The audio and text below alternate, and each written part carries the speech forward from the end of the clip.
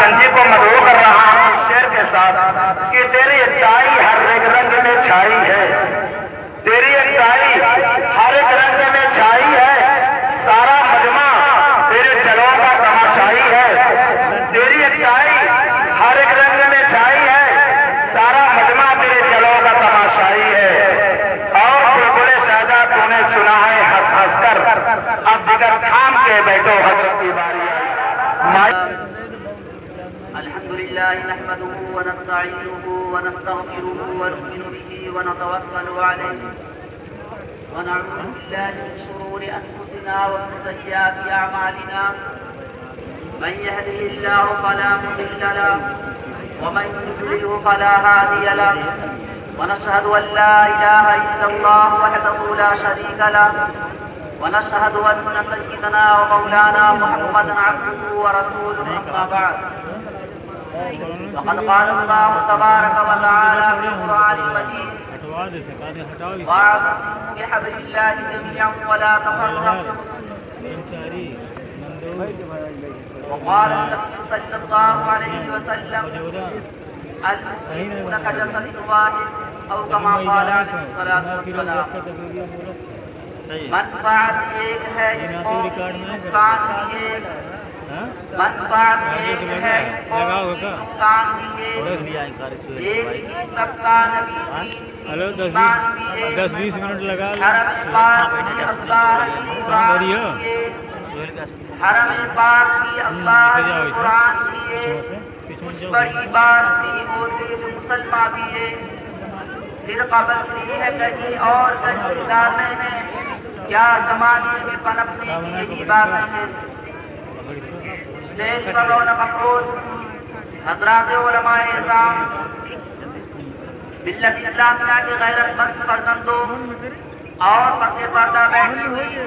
میری معزز ماں اور بہنوں، آج امت مسلمہ داخلی و خارجی سطح پر، اندرونی و بیرونی سطح پر جن نازک حالات کا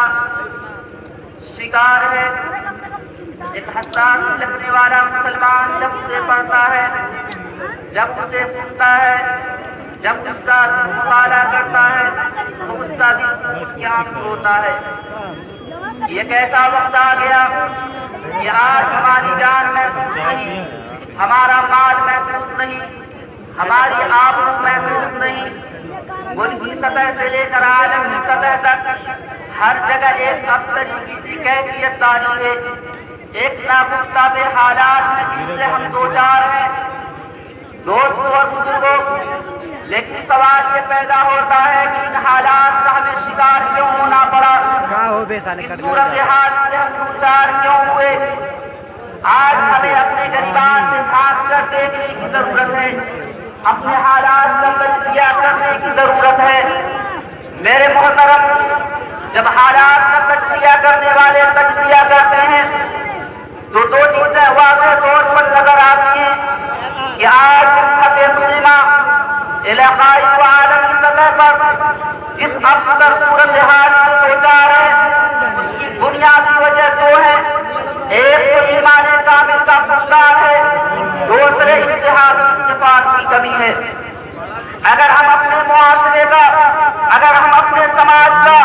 اگر ہم اپنی سوسائٹی کا جائزہ لیں، اگر ہم اپنے گریبان میں جھانک کر دیکھیں، اگر عام انسانوں کی بات چھوڑیے، اگر ہم خواص کے حالات کو دیکھیں، جو قوم کا مکن ہے، جو قوم کا مکن ہے، اگر ہم ان کے صبح و شام کو دیکھیں، ان کے لیل و نہار کو دیکھیں، ان کے خلوت و جلوت کو دیکھیں، تو ہمیں واضح طور پر نظر آئے گا کہ آج ہم ایمان کے کسی انحطاطی دور کے اندر اپنی زندگیاں بسر کر رہے ہیں۔ آج ہمارے عقائد کتنے کمزور ہو چکے ہیں، آج ہمارے اعمال اسلامی تعلیمات سے کتنے دور ہو چکے ہیں۔ اگر ہم اتحاد و اتفاق کی بات کریں، میرے محترم، صورتحال اتنی ابتر ہے کہ پورے 1400 سالہ دور کے اندر اتنی ابتر صورتحال کبھی پیدا نہیں ہوئی۔ اختلاف و انتشار کی وہ خلیج ہمارے درمیان ہے، یہ اب تک اتنی گہری خلیج تاریخ کے کسی دور کے اندر پیدا نہیں ہوئی تھی. آپ ملکوں کو چھوڑیے, آپ سماج کو چھوڑیے, ہم اپنے گھر کا جائزہ لیں. آج بھائی بھائی سے خوش نہیں ہے, آج باپ بیٹے سے خوش نہیں ہے, بیٹا باپ سے خوش نہیں ہے, ماں کو بیٹے سے شکوا ہے, بیٹے کو ماں سے شکایت ہے, بیوی کو شوہر سے شکایت ہے, شوہر کو اپنی بیوی سے شکایت ہے, پڑوسی کو پڑوسی سے شکایت ہے. آج اختلاف کی اس گہری خلیج کے اندر ہم جا چکے ہیں کہ اب مزید گرنا ممکن نہیں ہے. ہمیں دیکھ کر یہ محسوس ہی نہیں ہوتا, لگتا ہی نہیں کہ ہم اس معاشرے سے تعلق رکھتے ہیں جو معاشرہ نبی ہمیں دے کر کے گئے تھے, جو سماج ہمیں نبی دے کر کے گئے تھے, جو سوسائٹی نبی بنا کر کے گئے تھے, اس سوسائٹی سے ہمارا تعلق ہے. ہمیں دیکھ کر کے لگتا ہی نہیں کہ ہم صحابہ کے ماننے والے ہیں. ہمیں دیکھ کر کے یہ لگتا ہی نہیں کہ ہمارے آباء و اجداد میں ابو بکر صدیق بھی ہیں, عمر بن خطاب بھی ہیں, عثمان بن عفان بھی ہیں, علی بن ابی طالب بھی ہیں, صحابہ کرام ہیں, اسلاف و اکابر ہیں, جن کے اخلاق و کردار کو دیکھ کر کے لوگ مسلمان ہو جایا کرتے تھے, جن کے اتحاد و اتفاق کو دیکھ کر کے تاریخ سنہرے اوراق کے اتحاد و اتفاق کو درج کرتی ہے, لوگ مثالیں دیا کرتے تھے. آئیے میں آپ کو نبی کے دربار میں لے کر چلتا ہوں. دوستو, آئیے نبی کی مجلس ہے, نبی کی مجلس کے اندر مختلف علاقوں سے تعلق رکھنے والے لوگ موجود تھے. آپ کی مجلس کے اندر ابو سفیان اموی بھی تھے, سہیب رومی بھی تھے, عباس نینوائی بھی تھے, بلال حبشی بھی تھے, سلمان فارسی بھی تھے. ان کی بولیاں الگ تھیں, ان کے زبانیں الگ تھیں, ان کے علاقے الگ تھے. یہ مختلف قوموں سے تعلق رکھتے تھے, مختلف ملکوں سے تعلق رکھتے تھے, مختلف خطوں کے رہنے والے تھے, ان کے رنگ بھی الگ الگ تھے, مگر سب کے سب ایک تھے. نبی نے سب کو اس طرح باہم شیر و شکر بنا دیا تھا کہ آج تعجب ہوتا ہے. دوستو, میں آپ کو ایک مثال پیش کرتا ہوں کہ نبی نے ان کے اندر کیسے محبت پیدا کی تھی, کیسے اخوت و ہمدردی پیدا کی تھی, کیسا انصاف پیدا کیا تھا. ابو جہل بن حذیفہ راوی ہیں, وہ کہتے ہیں کہ جنگ یرموک ختم ہو چکی ہے, مجھے اپنا چچا زاد بھائی نظر نہیں آتا ہے. میں میدان جنگ کے اندر پہنچتا ہوں, مشکیزے کا پانی میرے ساتھ ہے, میں پہنچتا ہوں کہ شاید کہیں شہیدوں میں وہ نظر آ جائے, کہیں زخمیوں میں وہ نظر آئے. میں سب کو دیکھتا ہوا آگے بڑھتا ہوں. میں دیکھتا ہوں کہ ایک جگہ میرا چچا زاد بھائی زخموں سے چور کرا رہا ہے, جاں عالم ہے. میں اس کے پاس بیٹھتا ہوں, پانی نکال کر اسے پیش کرتا ہوں, اس کے لبوں سے لگانے والا ہوتا ہوں کہ اچانک ایک دوسرے زخمی کی آواز آتی ہے. کراہٹ کی آواز سن کر کے میرا چچا زاد بھائی یہ کہتا ہے, اشارہ کرتا ہے کہ پہلے اس کے پاس جاؤ. وہ حسام بن عاص سے جب میں ان کے پاس پہنچتا ہوں, میں ان کے لبوں سے پانی لگاؤں, اس سے پہلے تیسرے زخمی کی آواز آتی ہے. اس کے کرانے کی آواز سن کر حسام بن عاص اشارے سے منع کرتے ہیں. وہ کہتے ہیں کہ پہلے اس زخمی کو جا کر پانی پلاؤ. میں اس کے پاس پہنچتا ہوں, وہ اس جہان پانی سے رخصت ہو چکا ہوتا ہے. میں واپس حسام بن عاص کے پاس آتا ہوں, میں دیکھتا ہوں کہ بھی اس دنیا کو چھوڑ چکے ہیں. میں واپس اپنے چچا زاد بھائی کے پاس تیز قدموں سے پہنچتا ہوں, مگر دیکھتا ہوں کہ بھی اس دنیا کو الوداع کہہ چکا ہے. مرنا تو گوارا کیا, مگر اپنے زخمی بھائی سے پہلے پانی پینا گوارا نہیں کیا. آپ کہہ سکتے ہیں کہ جو نبوی معاشرہ تھا, جو نبوی سماج تھا, جو نبوی سوسائٹی تھی, جو نبی نے لوگوں کو بنایا تھا, ان کی تربیت کی تھی. کہنے والا یہ کہہ سکتا ہے کہ انفرادی واقعہ ہے. میرے دوستو نہیں, آج یہ میں آپ کو مسجد نبوی کے اندر لے کر چلتا ہوں. مسجد نبوی کے اندر اللہ کا حبیب تشریف فرما ہے, وہاں پر مہاجرین بھی موجود ہیں, وہاں پر انصار بھی موجود ہیں. یہ مہاجرین ہوتے کہ جب مکہ کی سرزمین کو ان کے اوپر کلمہ پڑھنے کی پاداش میں تنگ کر دیا گیا تھا, مکہ کے در و دیوار کلمہ توحید پڑھنے کی جرم میں ان کے دشمن بن چکے تھے. مکہ کی فضا ان کی دشمن بن چکی تھی, مکہ کی سرزمین ان پر تنگ ہو چکی تھی. اللہ کے حبیب صلی اللہ علیہ وسلم نے جب دیکھا کہ مسلمان یہاں پر انتہائی پریشان ہیں, آزادانہ طور پر اپنے مذہبی رسومات کو ادا نہیں کر سکتے, اللہ کے حبیب نے اشارہ کیا کہ تم مدینہ کی طرف ہجرت کرو. آج مسجد نبوی کے اندر یہ مہاجرین بیٹھے ہوئے ہیں، ان کی زمینیں مکے کے اندر تھی، ان کے مکانات مکے کے اندر تھے، ان کی جائیداد مکے کے اندر تھے، ان کا کاروبار مکے کے اندر تھا، ان کی دکانیں مکے کے اندر تھی، ان کی مال و دولت مکے کے اندر تھی، پوری کوڑی بھی نہیں لا سکے تھے۔ آج ان کے ہاتھ بھی خالی تھے، آج ان کی جیبیں بھی خالی تھی، مسجد نبوی کے اندر پڑے ہوئے ہیں۔ اللہ کے حبیب ایک انصار کو اٹھاتے ہیں، ایک مہاجر کو بلاتے ہیں، دونوں کے اندر بھائی چارے کا رشتہ قائم کرتے ہیں۔ رشتے مواخات تاریخ میں رشتے مواخات کے نام سے اس رشتے کو جانا جاتا ہے۔ تاریخ نے یہ ایسا منظر دیکھا کہ اللہ کے حبیب نے جب ایک انصار اور ایک مہاجر کے درمیان یہ مواخات کا بھائی چارے کا رشتہ قائم کیا، انصار نے ایسا پاک و لحاظ رکھا کہ اپنے اس مہاجر بھائی کو پکڑ کر اپنے گھر لے گیا، اپنے گھر کے دو حصے کیے، ایک حصہ اپنے پاس رکھا، دوسرا حصہ اپنے بھائی کے سپرد کیا، اپنے باغات کے دو حصے کیے، ایک حصہ اپنے پاس رکھا، دوسرا حصہ اپنے بھائی کے حوالے کر دیا، اپنے کاروبار کے دو حصے کیے، مال دولت کے دو حصے کیے، ایک حصہ اپنے پاس رکھا، دوسرا اپنے بھائی کے حوالے کر دیا۔ یہ تھا ہمارا انصاف، یہ تھی ہماری اخوت، یہ تھی ہماری ہمدردی، یہ تھی ہماری بھائی چارگی، یہ تھی ہماری محبت، یہ تھی ہماری اخوت و ہمدردی۔ آج ہمیں دیکھ کر، ہمارے صبح و شام کو دیکھ کر، ہمارے شب و روز کو دیکھ کر، ہمارے اخلاق و کردار کو دیکھ کر ہمیں یہ لگتا ہی نہیں، ہمیں یہ محسوس ہی نہیں ہوتا کہ ہم اپنے ان مقدس آباء و اجداد کے نام لیوا ہیں۔ میرے محترم، ان کا ایمان کتنا مضبوط تھا، ان کا اخلاق کتنا اعلیٰ تھا، ان کا کردار کتنا اعلیٰ تھا کہ تاریخ اس جیسی مثال پیش نہیں کر سکتی۔ یہی وجہ تھی کہ جب وہ عرب سے نکلے ہیں ان کی تعداد تھوڑی تھی، ان کے پاس اسلحے بھی ڈھنگ کے نہیں تھے، ان کا لباس بہت عمدہ نہیں تھا، وہ اپنے مرکز سے بہت دور تھے، ان کے پاس سامان رسد بھی نہیں تھا،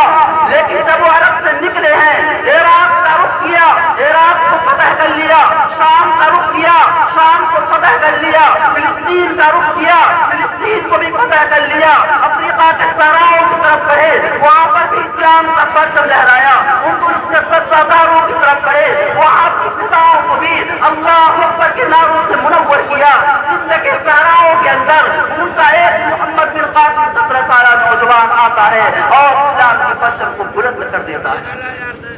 کون سی طاقت تھی اور کون سی قوت تھی کہ دنیا نے ان کو دبانا چاہا مگر دبا نہ سکی؟ سپر پاور طاقتیں ان کے مظاہر بنی، ان کے راستے کا رکاوٹ بنی مگر ان کے راستے کو روک نہ سکی۔ چٹان ان کے سامنے آئے مگر یہ نہیں رکے، خوفناک آندیاں چلی مگر انہوں نے منہ نہیں موڑا۔ میرے محترم، وہ ایمان کی طاقت تھی، وہ اتحاد و اتفاق کی طاقت تھی۔ ان کا کیریکٹر کیسا تھا، ان کا کردار کیسا تھا، ان کی ایمانی قوت کیسی تھی، قرآن پر ان کا عمل کیسا تھا، نبی کے احکام کا پاک لحاظ ان کو کیسا تھا۔ آئیے یہودی مورخ ایڈورڈ گبن جو مسلمانوں سے انتہائی تعصب رکھتا ہے، وہ لکھتا ہے کہ جب شام کے اندر مسلم فوجیں فتح کرتی ہوئی آگے بڑھنے لگی، شاہ ہرقل کے دربار میں ایک بے چینی کی سی کیفیت ہے۔ پورے ملک سے تمام عمرا، تمام وزراء، تمام فوجی کمانڈر، تمام دانشوروں کو اکٹھا کیا جاتا ہے، منتھن شروع ہو جاتی ہے، غور و فکر شروع کی ہو جاتی ہے کہ آخر وہ راز کیا ہے جس کی بنیاد پر مسلمان کسی بھی میدان کے اندر شکست نہیں کھا رہے ہیں، وہ لگاتار آگے ہی بڑھتے جا رہے ہیں۔ بہت غور و خوض کے بعد ایک انتہائی صحیح جاسوس کو ان کے درمیان بھیجا جاتا ہے، جا کر پتہ تو لگائے کہ مسلمان مقتدر تعداد میں ہوتے ہوئے اپنے ناقص اسلحوں کے ساتھ کس طرح ہماری سپر پاور طاقتوں پہ برخچے اڑا رہے ہیں، ہمارے قلعوں پر قلعے اور شہر پر شہر فتح کرتے ہوئے آگے بڑھ رہے ہیں۔ وہ جاسوس ان کے درمیان پہنچتا ہے۔ میرے محترم، آپ غور کریں، جاسوس ان کے درمیان صبح و شام اپنا وقت گزارتا ہے اور پھر چند دنوں کے بعد شاہ ہرقل کے دربار میں جا کر ہمارے دین کے سامنے، عمرا اور وزراء کے سامنے، فوجی کمانڈروں کے سامنے یہ رپورٹ پیش کرتا ہے کہ رہبان اللیل و قصار النہار، وہ ایسے ہیں کہ جب دن کے اندر گھوڑے پہ بیٹھتے ہیں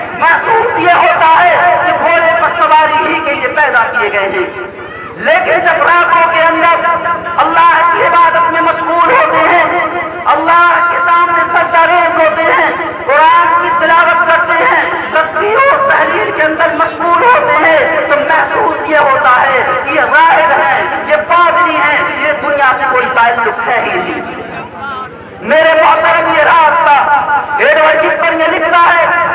کہ شاہ ہرقل اور اس کے ذہین ترین وزراء نے سوچا کہ کیوں نہ مسلمانوں کے اس ایمان کو کمزور کیا جائے کہ مسلمان اپنے مرکز سے بہت دور ہیں، ان کے پاس بھی نفسانی خواہشات ہیں، ان کے پاس بھی جذبات ہیں۔ چنانچہ فیصلہ یہ ہوتا ہے کہ مسلم افواج جس راستے سے گزرے اس راستے میں پورے ملک کی حسین ترین نیم برہنہ لڑکیوں کو کھڑا کر دیا جائے۔ جب مسلمان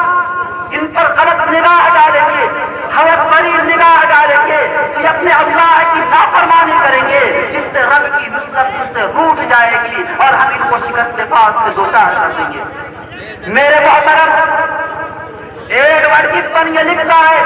کہ جب مسلم افواج کے کمانڈر ان چیف تک یہ بات پہنچتی ہے کہ عیسائیوں کی یہ سازش ہے، اپنے تمام فوج کو اکٹھا کرتے ہیں، 30,000 فوج سامنے آتی ہے اور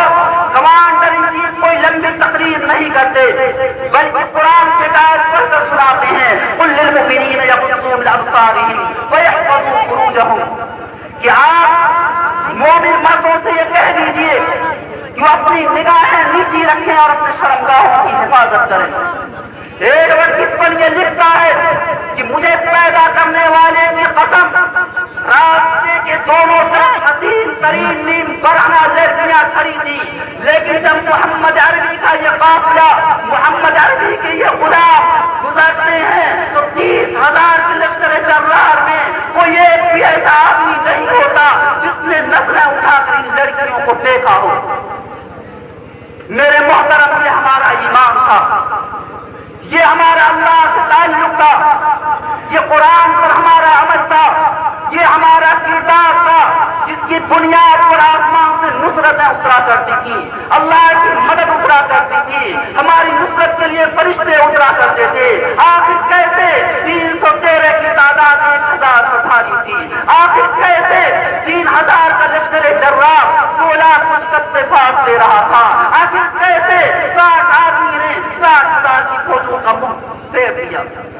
میرے محترم، آج ہم نے اپنی عزت کو، اپنی عظمت کو ہم نے مال و دولت کے اندر تلاش کرنا شروع کر دیا۔ یقین جانیے، اگر عزت مل سکتی ہے، اگر عظمت مل سکتی ہے، اگر سطوت مل سکتی ہے، اگر سر بلندی مل سکتی ہے، اگر ہماری عظمت رفتہ بحال ہو سکتی ہے، تو خدا کی قسم کھا کر کے یہ بات کہی جا سکتی ہے کہ ہمیں وہی ماحول پیدا کرنا ہوگا، وہی معاشرہ پیدا کرنا ہوگا، وہی سوسائٹی پیدا کرنی ہوگی، انہیں تعلیمات کو اپنے سینے کے اندر زندہ کرنا ہوگا۔ اس کے بغیر ہم چاہے جتنی کوششیں کر لیں، یہ کوششیں کامیاب نہیں ہو سکتی،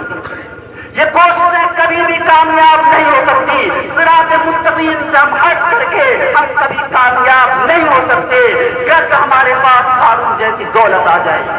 گرچہ ساری دنیا ہمارے قدموں کے اندر آ جائے، مگر محمد عربی کے طریقے سے ہٹ کر ہم کبھی کامیاب نہیں ہو سکتے۔ آج شرم آتی ہے کہ ہم اپنے اسلاف کے نام پر تھپتے ہیں،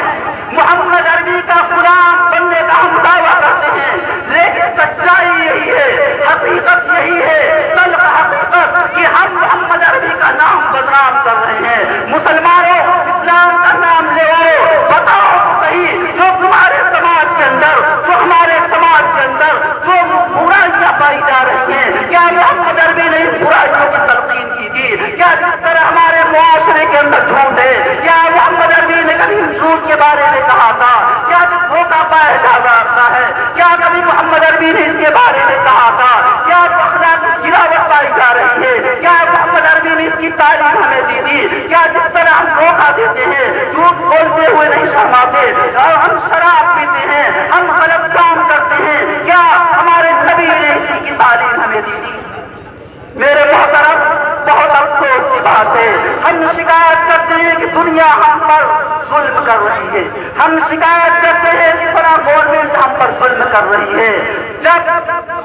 جب ہلاکو خان نے بغداد کے اندر ایک عالم کو بلا کر کہا تھا، اگر تمہارا یہ عقیدہ ہے کہ تم حق پر ہو تو یہ بتاؤ کہ آج اللہ نے تمہیں ہمارے ہاتھوں ذلیل کیوں کیا؟ بغداد کے عالم نے کہا تھا، اس لیے آج تمہارے ہاتھوں ہم ذلیل ہوئے، اس لیے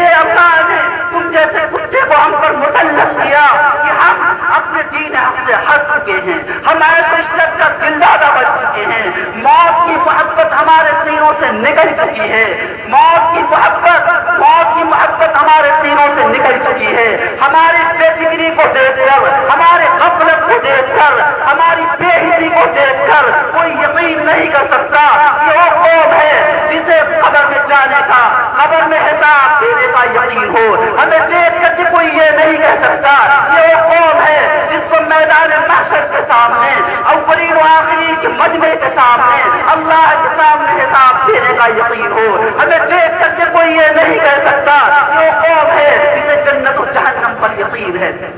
میرے محترم، ہمیں اپنی صفوں کے اندر جہاں پر اتحاد و اتفاق پیدا کرنا ہے، ہمیں جہاں اپنے اندر ایمان کامل پیدا کرنا ہے، ہمیں جہاں پر توبہ و استغفار کر کے اپنے اللہ کو منانا ہے، وہیں پر ہمیں اپنی سماجی برائیوں کو ختم کرنا ہے، اپنی اخلاقی گراوٹ کو ختم کرنا ہے، اپنے کردار کی پستی کو ختم کرنا ہے۔ ہم محمد عربی کے جرات کا علمبردار بنے، ہم محمد عربی کے اخلاق حسنہ کے علمبردار بنے، ہم محمد عربی نے جو تعلیم دی تھی اس تعلیم کا علمبردار بنے۔ دنیا دیکھ کر کے یہ کہے کہ محمد عربی کے غلام ہیں، جو جھوٹ نہیں بول سکتے، جو دھوکہ نہیں دے سکتے، جو کسی پر ظلم نہیں کر سکتے، جو کسی کو دبا نہیں سکتے۔ حضرت عمر بن خطاب رضی اللہ تعالیٰ عنہ نے مقام جاویہ پر جب ان کے کمانڈروں نے یہ کہا تھا کہ امیر المومنین آپ کے کپڑوں پہ 17 پابند لگے ہوئے ہیں، آپ کو عیسائی عمائدین سے ملنا ہے، فوجی کمانڈروں سے ملنا ہے، مذہبی قائدین سے ملنا ہے، یہ متمدن قوم ہے، جب آپ اس حیات میں 17 پابند سے بھرے ہوئے لباس کو پہن کر آپ ان کے سامنے جائیں گے تو آپ کو نظر حقارت سے دیکھیں گے۔ حضرت عمر بن خطاب نے مخاطب کرتے ہوئے یہ کہا تھا کہ میری قوم کے لوگوں سنو، انا كنا اذل قوم فاعزنا الله بالاسلام ومهما نطلب العز بغیر ما اعزنا الله به اذلنا الله، کہ ہم دنیا کے اندر پست تھے، دنیا کے اندر ہماری کوئی حیثیت نہیں تھی، ہمارا کوئی وقار نہیں تھا، لیکن اسلام آیا، اسلام کی تعلیمات کو ہم نے اپنے سینے سے لگایا، قرآن کو ہم نے سینے سے لگایا، محمد عربی کی سنت پر ہم گامزن ہوئے، پھر ہم ترقی کے اوج ثریا پر پہنچ گئے۔ یاد رکھنا کہ جب بھی تم اسلام سے ہٹو گے اللہ تعالیٰ تمہیں ذلیل و رسوا کر کے رکھ دیں گے۔ میرے محترم، سب سے پہلے ہم اللہ کے حضور میں استغفار کریں، اپنے اندر ایمان کامل پیدا کرنے کی کوشش کریں، اپنی صفوں کے اندر اتحاد پیدا کریں، اپنے اندر تعلیمی بیداری پیدا کریں۔ اگر ہمارے اندر تعلیم ہوگی تو پھر ہمارے اندر شعور بھی پیدا ہوگا، وہ شعور جس سے ہم داخلی و خارجی فتنوں کا مقابلہ کر سکتے ہیں، اسلام پر اور مسلمانوں پر آنے والی آنچ کا مقابلہ کر سکتے ہیں، جس سے ہم اپنے پڑوسیوں کے ساتھ اچھا سلوک کر سکتے ہیں، اپنے کردار کو اٹھا سکتے ہیں۔ میرے محترم، اللہ تبارک و تعالیٰ سے دعا ہے کہ اللہ تبارک و تعالیٰ ہم تمام لوگوں کو اسلام پر زندہ رکھنے اور ایمان پر خاتمے کی توفیق عطا فرمائے اور ہمیں ایمان کامل کا علمبردار بنائے۔ وما علینا الا البلاغ۔